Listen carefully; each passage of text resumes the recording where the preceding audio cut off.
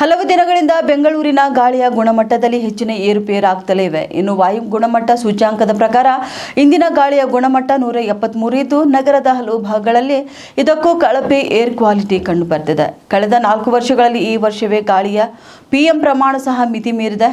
ಇಂದು ಸಹ PM 2.5 87 ಇದ್ರೆ PM10 121 ಇದೆ. ಕಳೆದ ಕೆಲ ದಿನಕ್ಕೆ ಹೋಲಿಕೆ ಮಾಡಿದರೆ ಇಂದಿನ ಏರ್ ಕ್ವಾಲಿಟಿ ಸುಧಾರಿಸಿದೆ ಎನಿಸಿದ್ರು ಕೂಡ WHO ಪ್ರಕಾರ ಈ ಗುಣಮಟ್ಟ ಆರೋಗ್ಯಕ್ಕೆ ಹಾನಿಕಾರಕವಾಗಿದೆ. ಬೆಂಗಳೂರಿನಲ್ಲಿ 1.2 ಕೋಟಿ ದಾಟಿರುವ ವಾಹನಗಳಿಂದ ಹೊರಸೂಸುವ ಹೊಗೆ ನಗರದ ಮಾಲಿನ್ಯಕ್ಕೆ ಕೊಡುಗೆ ನೀಡುತ್ತಿದೆ. ಇನ್ನು ಸಂಚಾರ ದಟ್ಟಣೆ ಹೆಚ್ಚಿರುವ ಸಿಲ್ಕ್ ಬೋರ್ಡ್ ಮತ್ತು ವೈಟ್ ಫೀಲ್ಡ್ ನಂತಹ ಪ್ರದೇಶಗಳಲ್ಲಿ ಗಾಳಿಯ ಗುಣಮಟ್ಟವು ನಗರದ ಸರಾಸರಿಗಿಂತ 30 ಹೆಚ್ಚು ದಾಖಲಾಗುತ್ತಿದೆ. ಇದು ಸಾರ್ವಜನಿಕರ ಆರೋಗ್ಯದ ಮೇಲೆ ದುಷ್ಪರಿಣಾಮ ಬೀರುತ್ತಿದೆ.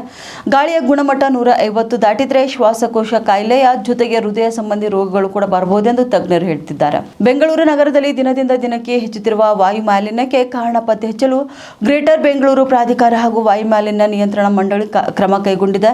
ನಗರದೆಲ್ಲೆಡೆ 85 ಮೆಟ್ರೋ ನಿಲ್ದಾಣ, 55 BMTC, TTMC ಪ್ರಮುಖ ರಸ್ತೆ ಮತ್ತು ಕೈಗಾರಿಕಾ ಪ್ರದೇಶಗಳಲ್ಲಿ ಸೆನ್ಸರ್ ಅಳವಡಿಕೆ ನಡೆಯಲಿದೆ.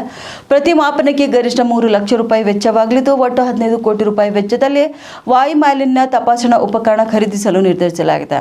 ಇನ್ನು PM10 ಎನ್ನುವುದು ನಮಗಿಂತ 7 ಪಟ್ಟು ತೆಳುವಾದ ಧೂಳಿನ ಕಣಗಳಾದರೆ PM 2.5 ಮಾನವನ ಕೂದಲಿನ 3% ಮಾತ್ರ ದಪ್ಪವಿರುವ ಅತಿ ಸೂಕ್ಷ್ಮ ಕಣಗಳಾಗಿವೆ. ಈ ಕಣಗಳು ಉಸಿರಾಟದ ಮೂಲಕ ನೇರವಾಗಿ ಶ್ವಾಸಕೋಶದ ಒಳಗೆ ಹೋಗಿ ರಕ್ತವನ್ನು ಸೇರ್ತವೆ. ಇದರಿಂದ ಶ್ವಾಸಕೋಶದ ಕ್ಯಾನ್ಸರ್, ಅಸ್ತಮಾ ಮತ್ತು ಹೃದಯ ಸಂಬಂಧಿ ಕಾಯಿಲೆಗಳ ಅಪಾಯ ಹೆಚ್ಚಿದೆ. ಹೀಗಾಗಿ ಬೆಂಗಳೂರಿನಲ್ಲಿ ವಿಶ್ವ ಆರೋಗ್ಯ ಸಂಸ್ಥೆಯು ಮಿತಿಗಿಂತ 5 ಪಟ್ಟು ಹೆಚ್ಚಿರುವ ಸೂಕ್ಷ್ಮ ಕಣಗಳ ಪ್ರಮಾಣ ಆತಂಕಕಾರಿಯಾಗಿದೆ ಎಂದು ತಿಳಿದುಬಂದಿದೆ.